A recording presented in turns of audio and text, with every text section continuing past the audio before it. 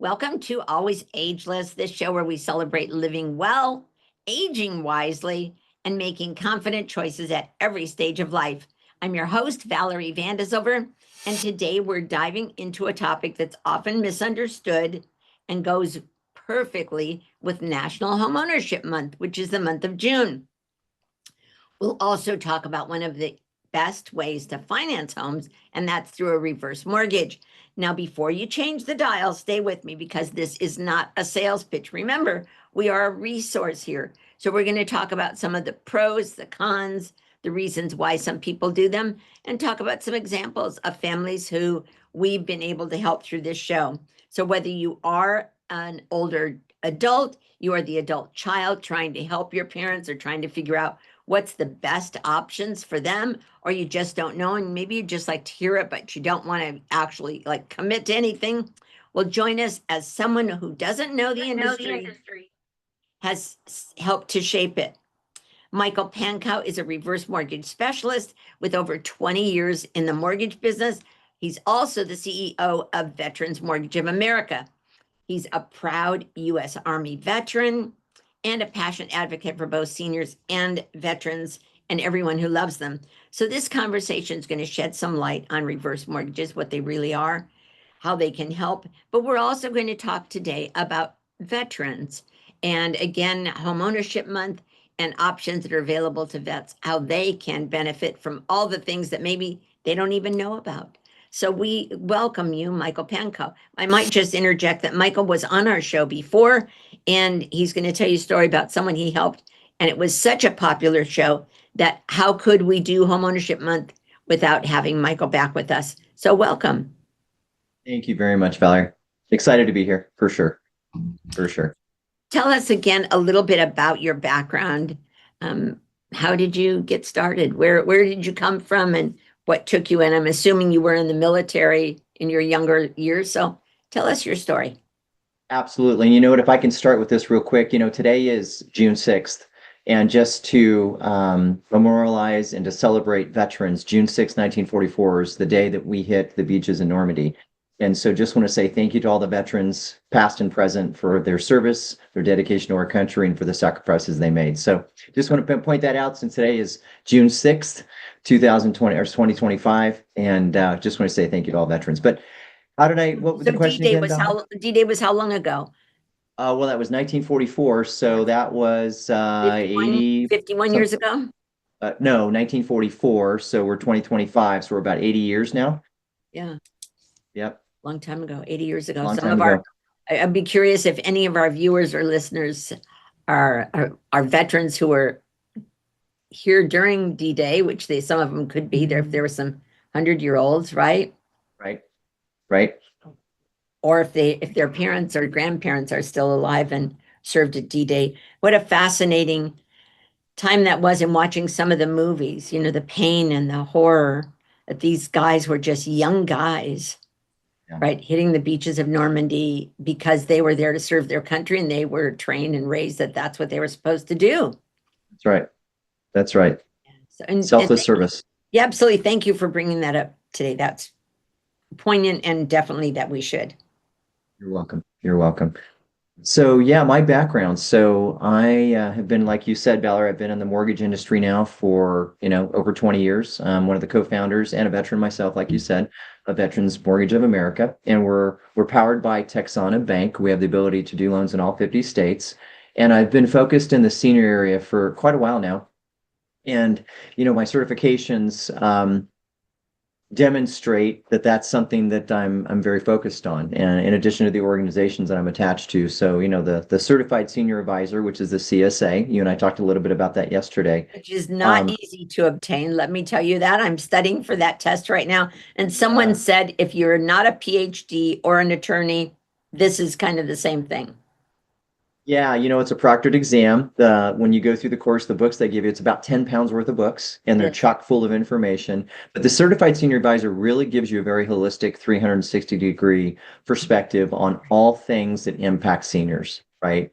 And so it's a fantastic course, and it carries a lot of weight when you walk into the room, and it gives us the ability to talk about a lot of different things.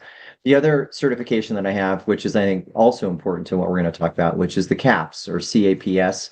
That's certified aging in place. And what's great about that is that when we talk to seniors about making modifications to their home, 90% of all seniors want to age in place. It's where comfort is, it's where family is, it's what they know. And so, but how do you do that though? Because things change. You bought the house 35 years ago when you were young and spry, and now you might be in your 70s or 80s, and things aren't the same like my parents, right? Things have changed for them. My mom's 78, dad's 88. And we had to make some modifications to the house. So the CAP certification allows me to walk in and provide that guidance and to provide that level of expertise, if you will, on what modifications to make, which we'll probably talk a little bit later, to allow you to age in place a little bit more securely and safely. And then the last thing is I'm on the board of directors for the National Aging in Place Council. I'm the education chair, and that's a great organization, growing, right? Growing, and very proud to be a part of that. And then lastly, I'll just mention the senior home coach with Catherine Ambrose, right? You and I are both part of that. That's a daily thing that you and I participate in.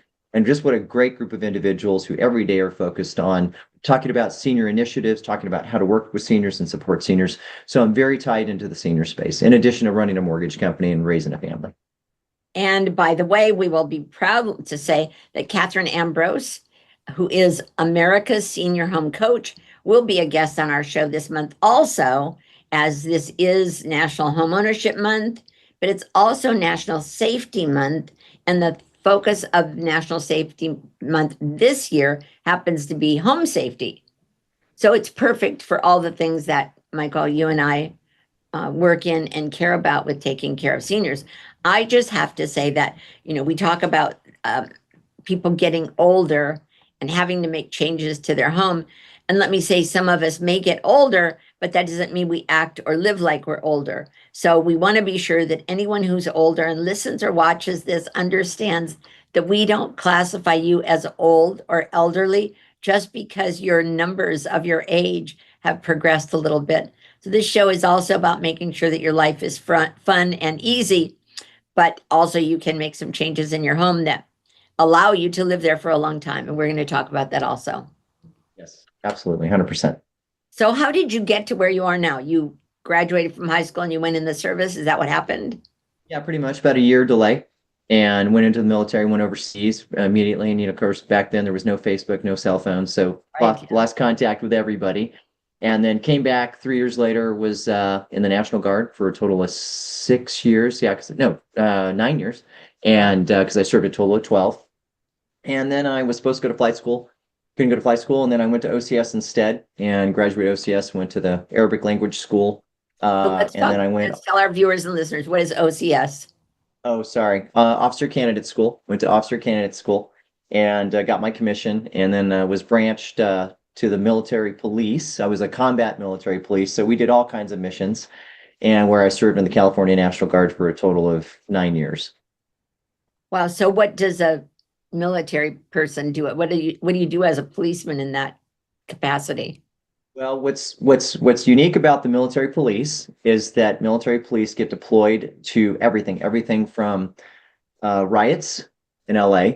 They get deployed to natural disasters. They get deployed to combat. They get deployed to garrison duty where they're actual cops, just like you see driving down the street. So military police get deployed to a lot of different things because they're trained in a lot of different areas. So it's not just military things. That's not like just something that it could be like a civilian job, so to speak. 100%. 100%. Yeah, some of these guys do it full time, but yeah, again, the military police get deployed to a lot of different things, not just for the military purposes. Did you ever think about becoming a policeman? I did. I'm actually from Sacramento State University. I'm a criminal justice major. But what was funny is that I was a restaurant manager all during college after I came out of the military. And I started working for Anheuser-Busch on their brand team, fell in love with sales and marketing. I went to the Olympics in 1996, actually felt the concussion from the bomb when it went off, when it unfortunately killed that one gal. Sure. And then from there, I went to CBS Radio. They picked me up because of my brand experience. And I was a sales manager with CBS Radio in Sacramento. So I have some radio background. Yeah. And then from there, I went into the mortgage industry in 2001 and have been in the mortgage industry ever since. Well, I have to say that I also have a passion for the mortgage industry. I also was doing that for many, many, many years, probably about the same years as yours. I still have my NMLS certification. So Okay. I admire you for that and appreciate all that you go through. So you then, but how did you get into the mortgage industry, and how did you get to, did you go there specifically intending to work on with veterans? No. So when I was at CBS Radio, I went on a sales call and I met a couple of guys they were at a company or a nonprofit actually called National Home. And National Home provided down payment assistance. And one of the guys ended up buying a house down the street from me. And long story short, they kept saying, "Hey, we want to talk to you. We want to talk to you." So finally they talked to me and they convinced me to leave radio and start this thing cold turkey. Didn't know anything about the mortgage industry. And it wasn't doing mortgages, it was providing gift funds tied to FHA loans, tied to down payments. Wow. And I didn't know Wow. anything about it. I That's didn't know quite anything a about it. twist. Yeah. It was quite a twist. Yeah, quite a twist. So started that with 3 guys. By the time we wrapped it up about 3.5 years later, we had 12 guys. And the only reason why we closed it down is because FHA changed their mind about how gift funds were processed and how gift funds flowed through the system. And so we had to shut it down because it was no longer viable. So the day we shut that down, I closed my first mortgage loan. I said, that wasn't so bad. That was a good payday, and I helped somebody. And so got into the mortgage industry, and next thing you know, and the next year I was a top producer, and the year after that I was a top Of course. producer, and then I got into leadership after that. Of course. Of course. And at what point in time, so did you specialize in VA loans, or how did you get into the senior loans and vet loans? No, but my very first company that I worked at in the mortgage industry, the owner of the company was focused on seniors and focused on reverse mortgages. And so I dabbled in reverse mortgages for a long time. That, you know, not going to say I did a lot of them. I'm not going to say I did. However, when I had the opportunity at Fairway Independent Mortgage, Oh, they were sure. very focused on reverse mortgages, is Yes. when I really had the opportunity to cut my teeth and to get involved. And I had 75 originators, loan officers that worked for us at Oh that time. my. Yeah. And I had 28 of those that were certified to do reverse mortgages. So that was my real push. Going back to 2019 was really starting to push on helping seniors through reverse mortgages. And then later in a subsequent role, I was the lead for the company with a small independent mortgage banker running the reverse mortgage division, where I certified all the loan officers, created the training, did all of that work. And so that was a real joy. And, you know, just to take it back, you know, why I enjoy working with seniors and why I think there's such a huge benefit to serving seniors is I watched my grandmother, and I might have mentioned this on the last when we talked last time, Let's talk about is that. Tell us about your story with your grandma. yeah, you know, my grandmother, my grandfather, who was a veteran, he served in World War II. He was a Marine, and he was just like John Wayne to me. He really was. Um, He was painting the house like many, many guys. He was painting the house. He was in his mid 60s, took a fall, wasn't in the best of health, broke his hip, ended up in the VA hospital, and never uh, made it out. That uh, summer between my junior and senior year, though, I had my driver's license. My mom and dad couldn't take my grandmother. So I spent the summer of my between junior and senior year driving my grandmother to the VA hospital down in San uh, Diego. and where So did I you live saw at the what, time? huh? Where did you live at the time? I was in San Diego. I was in San Diego. So Okay. we were in San Marcos in North County. My Sure. grandmother lived there as well. Yeah. And so I was driving all the way down to La Jolla, which is where the VA hospital is, Yes. and right there next to the UCSD campus. By the way, my Right. son, who's 20, he just got accepted to UCSD and he's going to be going there in the fall. Oh, But great. We'll hopefully we'll see you more often in this part of the world. absolutely. Yeah, I love it down there. But, you know, I watched my grandmother, the pain that she went through, and I watched how that impacted her. And financially, she was doing okay, but it really just pulled me in. And so now when I see seniors, I always think of my grandmother, inevitably, Oh, always, right? And nice. now I'm seeing my mom and dad. They're both on walkers. They've both taken falls in the last 2 years, which has been debilitating to them. But thank God they've got a reverse mortgage, right? Because they've got that to lean on. Even though the house was free and clear, they've got that reverse mortgage lien on, which they've used, and we'll talk about, you know, making renovations and making aging in place kinds of improvements. They've done that. So I've lived it, and I've helped my mom and dad do it, and it's really gratifying when I can help a senior achieve whatever it is they're trying to achieve financially. Yes, I'm sure that it is, and I know from your heart and from the discussions that we have on our morning calls that you certainly do, and a lot of people take inspiration from you. So it's National Homeownership Month.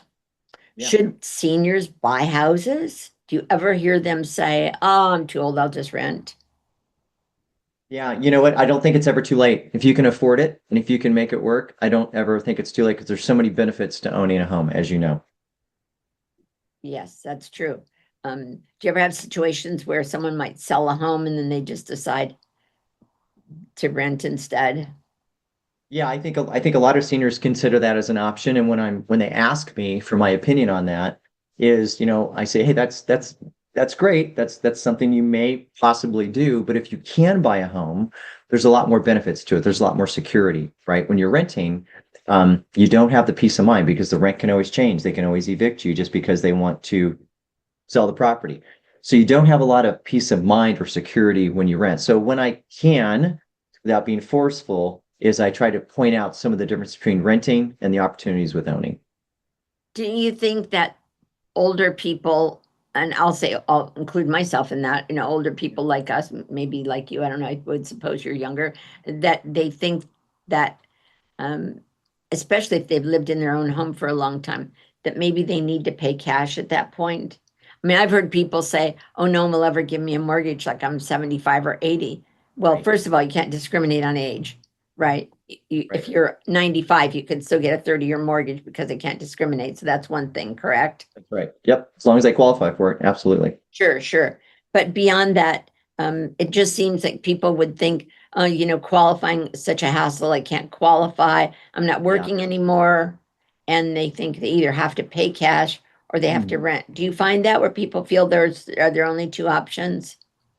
Yeah, it's almost like they're pre-programmed to, well, I've lived in this house for 30 years. I'm going to sell it. I'm going to downsize. I'm going to pay cash for the next one so I don't have a mortgage payment. And there are absolutely options to that, as you and I both know. And, of course, is the reverse mortgage for purchase. That's something that I offer. And the reverse mortgage for purchase gives you that same opportunity to not spend dollar for dollar all that cash that you just pulled out of the home you just paid off for the last 30 years, while at the same time having all the benefits of home ownership, which is why people want the cash deal because they feel like it gives them the best security option, right? No one can ever take the house from me because I have it free and clear. Well, same thing with the reverse mortgage for purchase. No one can ever take the house from you as long as you meet certain conditions, which is to cover the tax and insurance. I have a close friend who's no longer with us, and actually is my inspiration for this show. Jay Kaplan had a show for a long time called The Educated Retirement. And Jay was a reverse mortgage specialist in his last 25 years. Jay Right. would make the comment, Michael, that everyone should have a reverse mortgage. Do you agree with that? And why do you think he would say that? Well, because he believes so strongly in the product as I do, I find really hard for somebody who's over the age of 62, as long as they qualify and the equity makes sense, for them not to have a reverse mortgage. For me, a reverse mortgage puts a moat, right? Like a castle, a moat around a castle, puts a moat around the senior, puts a moat around their home, and puts a moat around their heirs because of the consumer protections that are in place with a reverse mortgage. So I find it very hard. When I recommend not getting a reverse mortgage is when you know that you're not going to be in the home for more than a year or two, because there's some expense to getting a reverse mortgage. So if you're only going to be in there for a year or two, then it's probably not the best option for you. But outside of that, I find it really hard to suggest not getting a reverse mortgage because of all the features and benefits and consumer protections, quite honestly, involved with a reverse mortgage. So let's take today to talk about some scenarios. Maybe we've got someone driving, listening to us, or sitting at home, our viewers or our listeners, who maybe they don't really know about all of it. Maybe they don't really understand. They'll say, I don't understand mortgages. Maybe they've never even had to have one. What if, let's take some time and let's talk about different scenarios.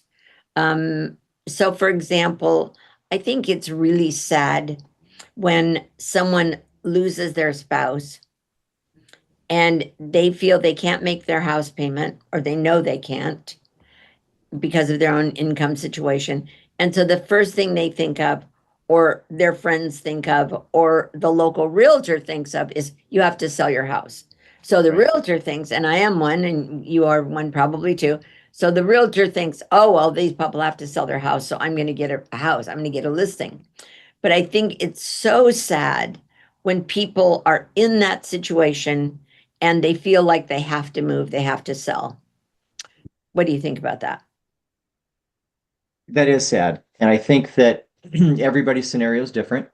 And I think that they unfortunately it's an education thing, right? If they knew what they knew, they may make different decisions. So it's about us being able to share with seniors and people in that position that, there might be an option for you. And, when you look at, how do I stay in the house? Maybe it's a HELOC, a home equity line of credit that allows you to stay a little bit longer. I don't usually recommend that. Hopefully it's a reverse mortgage where we can pull some money out of the house and which is tax free.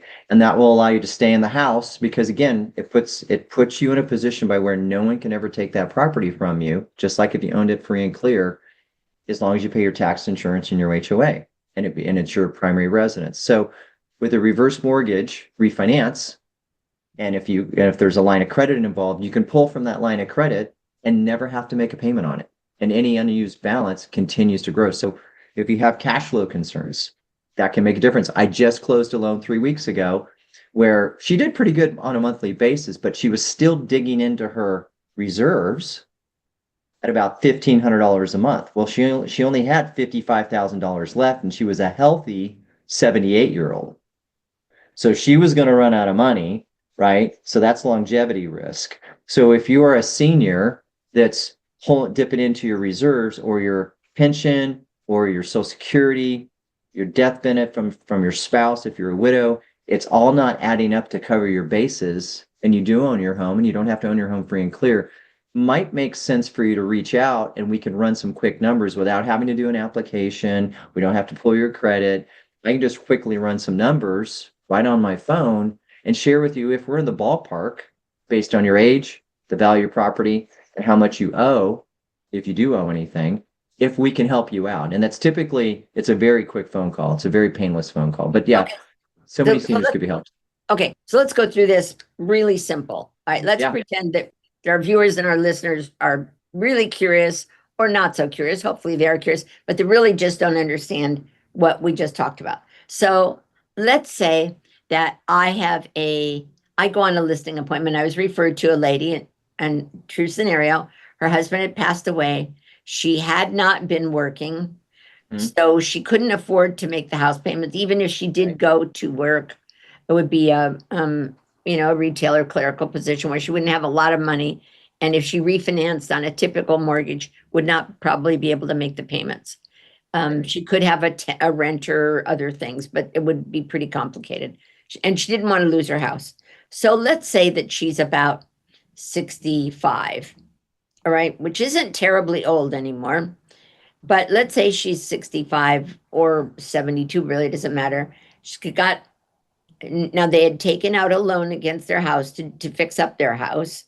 But if we got a good appraisal on their house, it would appraise for about 900,000 and she owed about 600.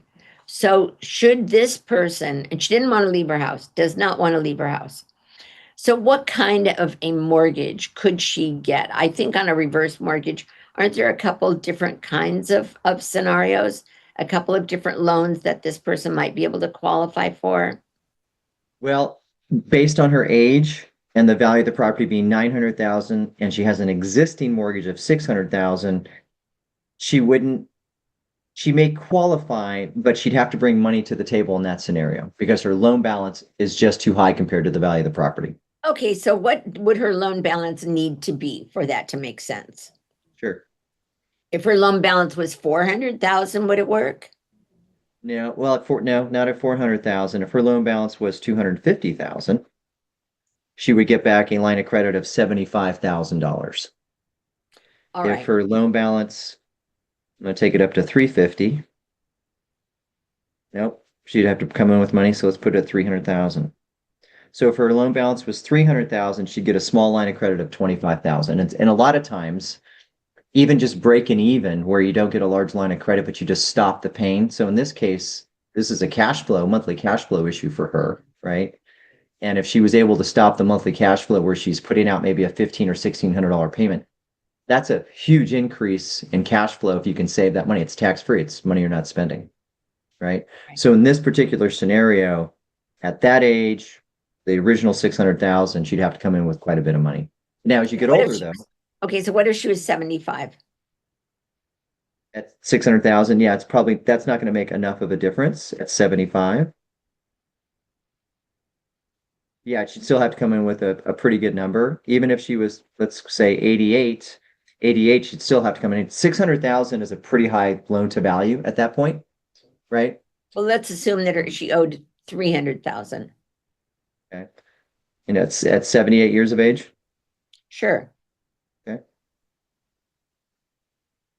Yeah, 300,000 at 78 years of age, she's going to get back $74,000. Okay. So And she, that's paying off the current mortgage, plus she gets the line of credit of 74,000. and what would a person use that for?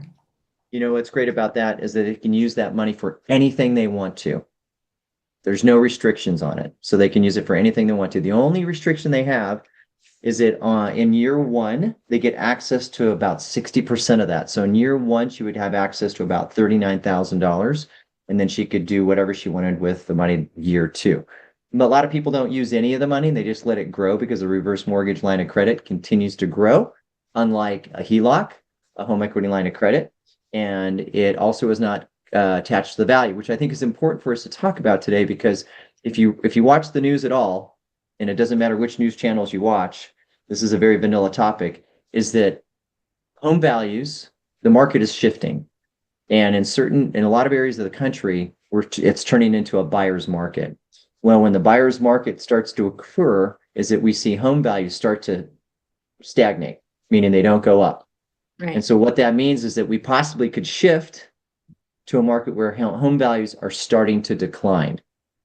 And if that happens, my fear is that for seniors that have a home equity line of credit, like my borrower did that I closed 4 weeks ago down in Los Angeles, is that home equity line of credit for anybody, whether you're a senior or not, if the bank senses or sees statistics that say values are decreasing, that means that HELOC could potentially, don't want to scare anybody, be frozen, meaning you have no more access to that money, or they'll decrease the limit on the HELOC itself. So if you're a senior or anyone that's living and using that home equity line of credit to subsidize your income, as the senior was that I just talked about, that's a scary place to be. So with a reverse mortgage, however, the line of credit can never be frozen and it can never be taken from you, and you never have to make a payment on it. So it's a really great hedge against declining market values. It's a great hedge against inflation because they can never take it from you. So if in a scenario, let's say a scenario where a person gets $100,000, a line of credit for $100,000, then once you use all of your line of credit, then the line of credit is done and it moves over to the debt side, because you have to pay it back if you sell the property, if you refinance out of it. When you pass, right, that becomes a part of the debt that moves on with the property. But yeah, once the line of credit is used and done, then you don't have any more access to it. But the good news is you still get to live in the property. And as long as you pay your taxes and your insurance and your HOA, if you have one, then you can still live in the property as if you owned it free and clear without having to make a payment. So let's clarify that. So what you're saying is you may have used up the line of credit, but you still don't have to pay it back, and you still get to live in the home, and you don't have any house payments. That's correct. But if you just have your taxes and your insurance. Right. But if you had taken out the line of credit, you'd be making payments on the line of credit. You'd be making payments on the mortgage, right? Yes. But I just want to be sure that our listeners and our viewers understand this. Yes. But if you have a reverse mortgage, what part of it do you not have to make payments on? None of it. Ever. So until you sell the property, or you want to pay off that loan with another loan, meaning you refinance out of it, or a maturity event occurs and you are no longer in the property, right? It's no longer your owner occupied home. That's when you'd have to pay back the reverse mortgage, or your heirs would have to pay it back. So if you have to start out with the $300,000 loan and I took out the $75,000 loan, do I only have to not make payments on the $75,000, or don't have to make payments on the $300,000 part either? So you're saying if you paid off the $300,000 that you had originally, and then you got a $75,000 line of credit, which you used at some point. So you've made, Mhm. we're talking about a scenario where they could take out $75,000, right? Yes. Right. But by doing that, are they wrapping it all into one loan by refinancing the first and adding the 75,000 at the same time? Yeah. So in that scenario, she had a $300,000 existing mortgage balance. The reverse mortgage pays off that 300,000 and gave her a $75,000 line of credit. She doesn't have to pay anything on the 300,000 that was included in the reverse. Right. And when she uses theoretically that entire $75,000 line of credit, she doesn't have to pay anything on that as well. It just means it's done. There's no more access to it. So that's how, so that's again, so that's how you get away, I say get away with it. So that's how it works out that you don't have to make a payment on the first. Whereas if you take out a home equity line of credit, you go to the bank and the bank says, I'm going to loan you $75,000 against your equity. Okay. Yes. But then you still have your first for 300,000 you're making payments on, Yes. and you now have your second that you're making payments on, right? That's right. So you've gained $75,000 in cash, which you needed that to pay off debts or whatever, but you still now have two loans. That's exactly, yes, Valerie, that's exactly what we just fixed down in LA for my borrower who was actually using her HELOC to help make the payment on the HELOC. So she had a first mortgage and she had the Peter to HELOC. pay Peter back. That's right. That's right. And that's a downward spiral, which she recognized. And so that's why she got the reverse mortgage. All right. So let's talk about that because this sounds really good. So you can take, so if you need additional cash, Mhm. but could you also, does a reverse mortgage ever work like a second where you keep your first in place? Yeah, so there are products that are proprietary products, not the FHA product, but there are products that are what we call proprietary, and there is what's called a home safe second, and they will leave typically people do that when they want to keep their low interest rate first mortgage, meaning they got a rate for 3%. They go, no, I want to keep that. As long as the equity and the formula works, there's a home safe second that operates just like a reverse mortgage, meaning they never have to make a payment on it until they move out of the property or sell the property or refinance all of it, right? That allows them to pull cash out tax-free and use those funds for whatever they'd like. But that's a proprietary product, but that product does exist. So when you use the word product, it's a loan type. It's a loan type. That's correct. Right. Okay. So I want to make sure everybody who's not a mortgage whiz like you still understands. Yeah. All right. So if someone really needed, so someone, okay, all right. So, and you said this, so someone would do that if I have a 3% first on my house. I don't want to do anything with that. I don't need to. And it's a very low first. So I could just take a portion out. So can you ever take, if you have a 3% first and you only have a small loan amount, can you, how do they determine what kind of a second you could take out if you wanted to keep your first in place? Well, there's only one loan product that addresses that, and that's the proprietary product that allows you to do that. So the FHA loan product, which is the HECM, the home equity conversion mortgage, doesn't allow you to have a first. It does not subordinate. It doesn't go in a second lien position like the proprietary products will. A second lien means you have two loans, right? Right. So yeah, the FHA reverse mortgage that we all know is you pay off the first, and then if you have enough equity and your age and everything makes sense, then you get that line of credit out of it. The proprietary says, oh, wait a minute, there are special times when somebody who can pay for their first mortgage, they don't want to pay it off because they've got a low interest rate first mortgage, but they want to get access to cash for lifestyle needs or a plan, right, to go do whatever it is they want to do.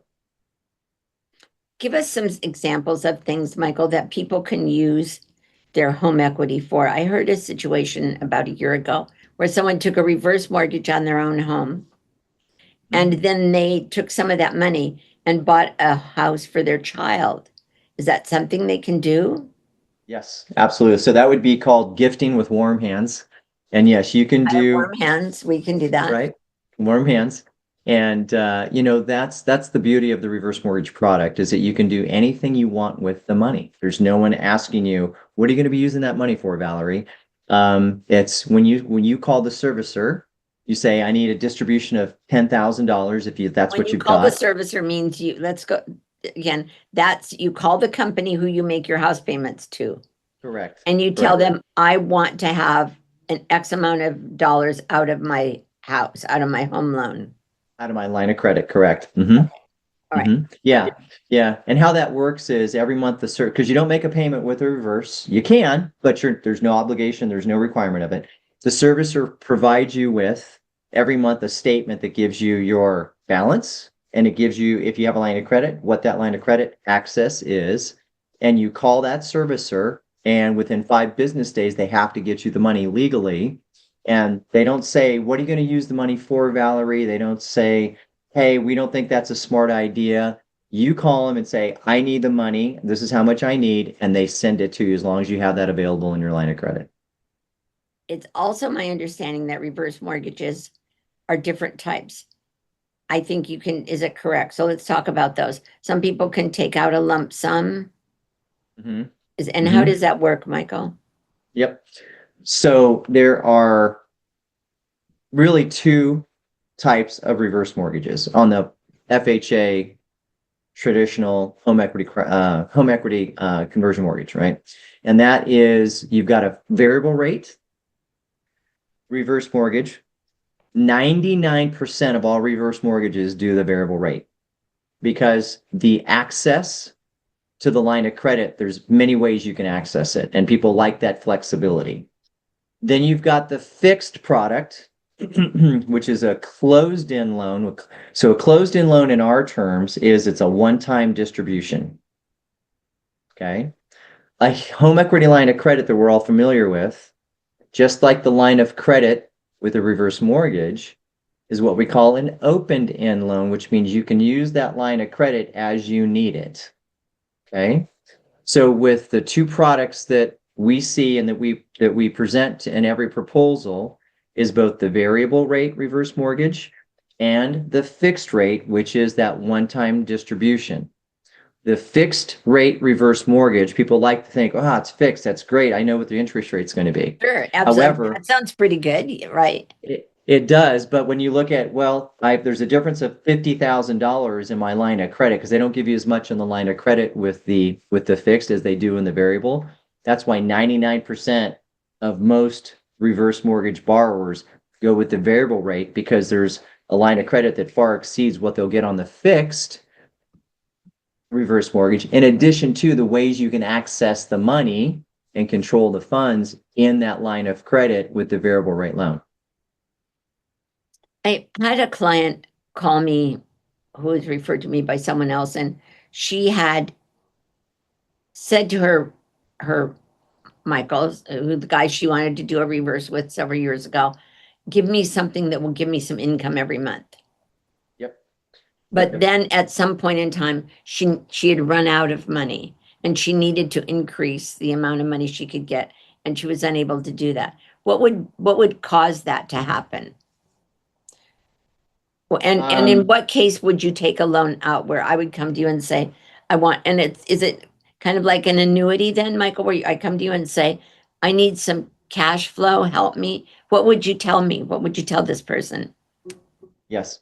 So what I would share with that individual, or you, let's say, for example, is if there's in that variable rate reverse mortgage, what we're talking about is the 10-year payment, TENURE. That is like the annuity. They take whatever your line of credit is, and they take your age, and they subtract, let's say you're 80 for easy math, okay? And I'm not. They take, right, no, I know.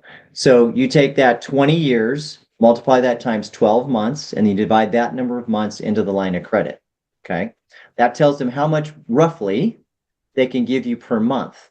But here's the best news about that. And again, another consumer protection that's in place with a reverse mortgage is that 10-year payment, it's again, TENURE, will continue forever.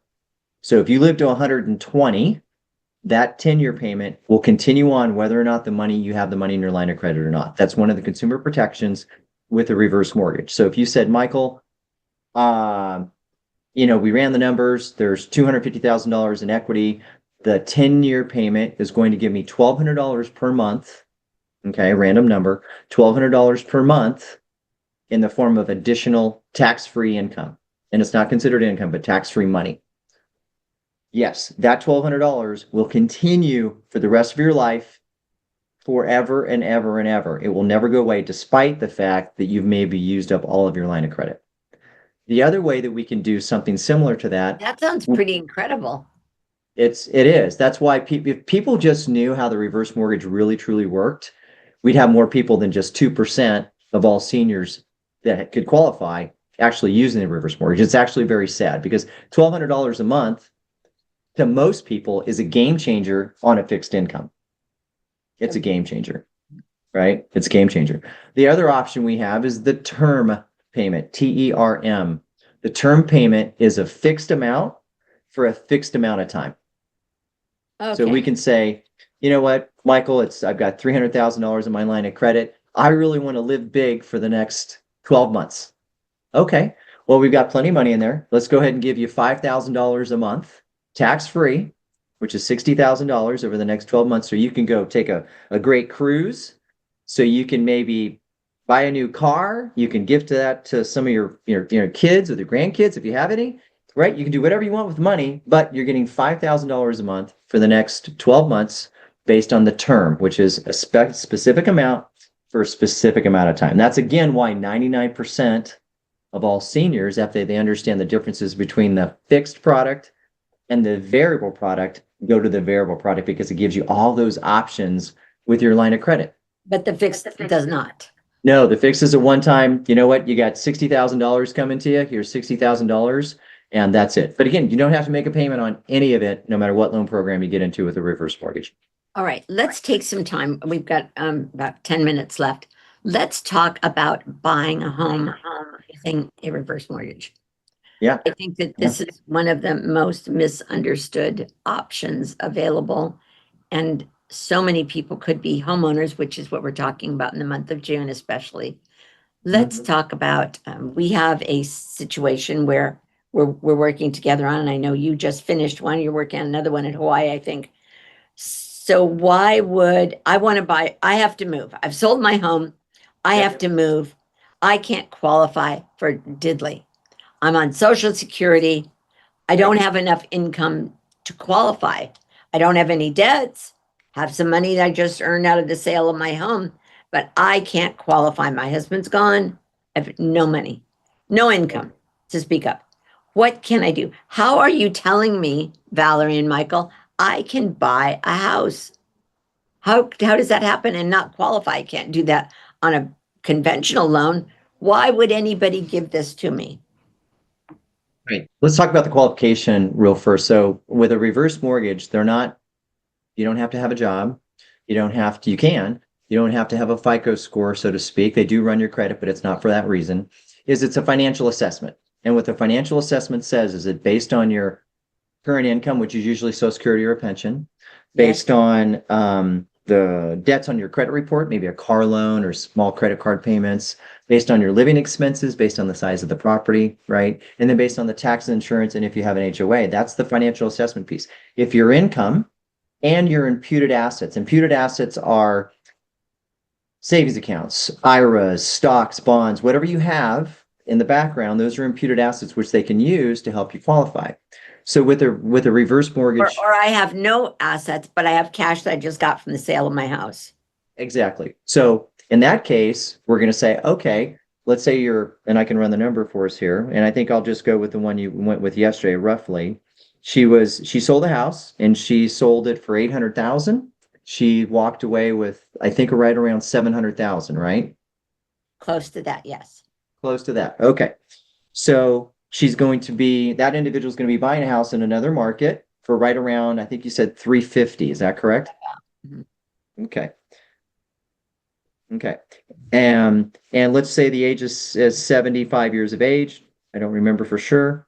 But at 75 years of age, based on a purchase price of 350,000, that individual would have to come in with $217,000 as the down payment, rather than spending $350,000 of their cash. They saved, in that example, they saved $136,000.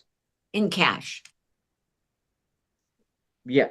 Well, I'm sorry. The $350,000 purchase would require a down payment of $217,000. So they would have saved $136,000 that they didn't have to put down if they bought the property paying cash. That's a lot of money. That's a So lot if of I money. find a house for $300,000, assuming my age works and the down and so forth. So I find a house for 300,000. So I could pay cash for it, right? I could, You could. because I've got the money. I just sold my house. I just came away with $700,000. So I could pay cash for this house. Right. Right. Right. Mhm. And I wouldn't have any payments except taxes and insurance, which I would have to pay anyway. Right. So why would a person want to buy this house and put a reverse mortgage on it right away? Why would anyone want to do that? Because you achieve the same thing as if you paid cash. You have ownership, you have title to the property, the bank doesn't own the property. And in this example, you saved $136,000 that you can use for aging in place, medical emergencies, providing for care, taking a trip, but you saved $136,000 while achieving the exact same thing as if you paid cash. And The how did exact I, same thing. and for the benefit of our listeners and viewers, how did I save anything? Because I have a $300,000 house and you're telling me I have something for 300,000. I only have to pay 200,000 for it. Yeah, well, we used the example of 350, but Well, we let's didn't. just say, yeah. Yeah. So at 300,000, again, you're coming in with 186,000. You didn't have to spend $300,000 every money. You saved $124,000, but you still achieved home ownership and you're on title and you never have to make a payment on that property ever. Okay. So I bought a house for, let's just say for 300,000, and let's just say I only had to pay $200,000 in cash for it. Right. And just assuming those numbers work, right? That's how you buy it. Using the reverse mortgage. Yes. Right. Yeah. Right. So when we say to people, you save money, what they're saving is they're saving their cash because they didn't have to pay that much for the house. That's right. Right. That's right. And what happens then is that the government or the FHA or whoever it is that makes the loan, they make the loan for 200,000, let's say, and you don't have to pay. What happens to the other 100,000? You just don't have to pay it. Yeah, so they would start in that example with the loan amount of 100,000, and they do not have to pay a payment on that loan ever, as long as they live in the property, right? And as long as they don't decide to do a refinance somewhere down the road and pay it off. If they sell the property, then they would have to pay off that loan, correct? But that's it. That's the only time they have to pay it off. All right. So a person could rent and they could save all their money. They could, but there's no security in renting. And, the big challenge with renting as well is making modifications to a home that you're renting is problematic. So if you need to add something to the home to allow you to live there, getting the landlord to say yes, that's best of luck, right? We don't know if they're going to allow you to add grab bars, change the shower to a zero threshold shower, add a ramp to the front of the home or wherever it is you're living, change the lighting, right? There's going to be problems with that. So if you can do a purchase, that's always going to be better for the senior because you're planting roots again and you have control of the property and peace of mind. All right. So this sounds pretty good. So I want to go buy a house. I'm a single lady. I have Social Security of maybe $1,000 a month in Social Security income, maybe $1,400 a month, maybe $1,900 a month, but I certainly can't qualify for a house. But I really can't qualify to rent either, right? That's right. So I could, if I have some money, I could buy a house on a reverse mortgage. I would never have to make a mortgage payment. I would only have to pay taxes, insurance, and if there are homeowners associations, and of course, utilities and other things which I would have to pay just for my life anyway. That's right. So rather than renting, where the rent could go up and you don't know what the landlord's going to do, and the landlord, you might have great rent and the rent, maybe they never raise your rent, but maybe one day they sell the building and you've had the benefit of really low rent for 10 months. Now you're stuck out here. Someone puts you out on the street and you can't find a rental anymore because the rents have gone up and you've just been spoiled by having a low rental price, right? That's right. So you can buy a house and you're never going to have to make a payment on the mortgage. That's right. And Ever. when you pass away, the government does not own your house and they do not come back and ask you to pay off that money. Well, they do ask you, well, you do have to pay off the money.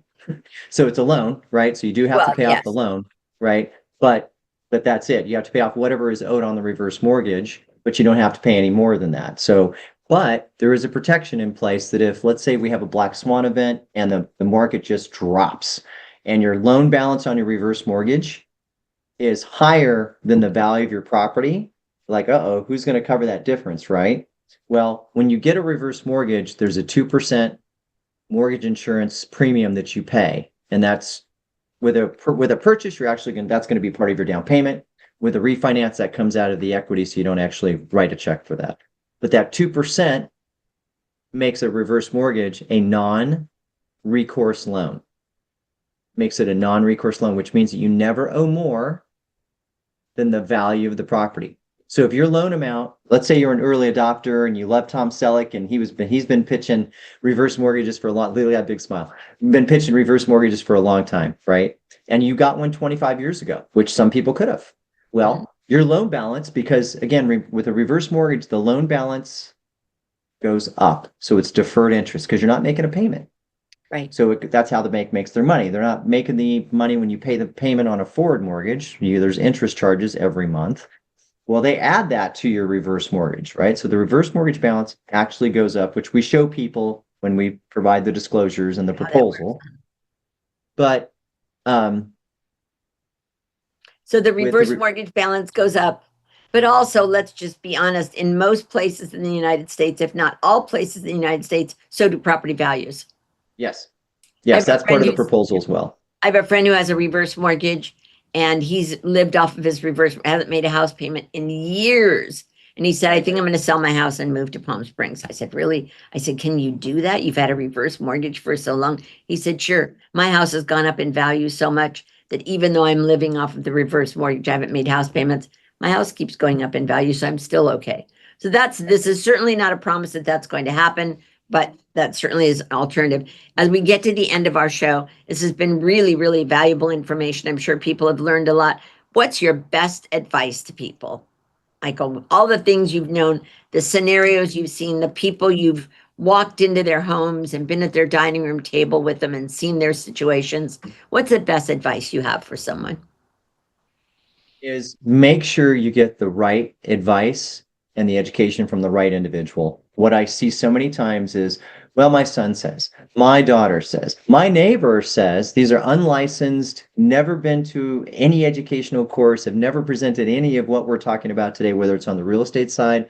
And you've seen this too. Well, my neighbor says that. And it's like, it's my head spins when people say my neighbor, my son, if their son or their neighbor and their daughter and whomever they're talking to doesn't have the same level of expertise that we do, why do you go with that advice? Understand the myths from the facts. The facts can usually change the direction for most people because they go, I had no idea. So please get good information from the right individual. That's the best advice I can give you. Absolutely. And you may find yourself in a situation where you can own a lovely home.